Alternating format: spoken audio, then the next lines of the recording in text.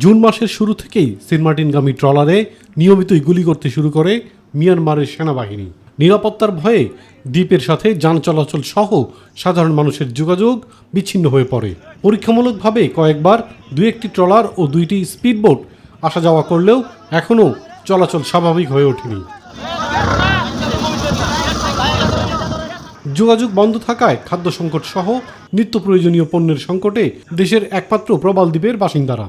জরুরি চিকিৎসার প্রয়োজন পড়লেও উন্নত চিকিৎসার ব্যবস্থায় দ্বীপ ছাড়া যাচ্ছে না। আমাদের জীবনের ঝুঁকি নিয়ে সেন্ট মার্টিন মায়ানমারের জলসীমা ব্যবহার করে সেন্ট মার্টিন থেকে টেকনাফের যাতায়াত করতে চাই না। মিয়ানমারের জলসীমা থেকে আমরা রিস্ক নিয়ে যাতায়াত করতে চাই না। শেষ জীবন ঝুঁকি থেকে আমরা বাঁচতে হলে এই যে শাহপরীদ্বীপ গুড়ারচর খনন ছাড়া বিকল্প কোনো উপায় নেই। যেভাবে হোক আমাদের গুড়ারচরটা অন্তত খনন করে আমাদের জায়গা থেকে আমাদেরকে একটা চলাচলের ব্যবস্থা করে দেওয়া হয়। পরিস্থিতি মোকাবেলায় বিকল্প চলাচলের পথ হিসেবে শাহপরীর দ্বীপের কাছে গোলারচর খননের দাবি জানিয়েছে সেন্ট মার্টিনবাসী। গোলারচর খনন করলে টেকনাফ সেন্ট মার্টিন রুটে স্থায়ী যোগাযোগের পথ সৃষ্টি হবে।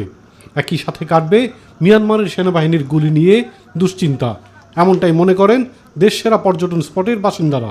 গোলারচরে পাক দিয়ে আমাদেরকে ড্রাইভিং করে আমাদেরকে এখান থেকে যাতায়াত করার সুযোগ দেওয়া হোক।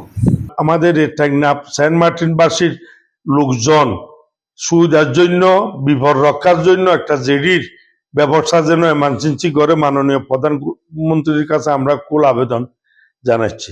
বাংলাদেশি পর্যটকদের কেন্দ্রীয় আকর্ষণ সেন্ট মার্টিন দ্বীপের যোগাযোগ সংস্কারে সরকার দ্রুত পদক্ষেপ নেবেন, এমনটাই প্রত্যাশা স্থানীয়দের।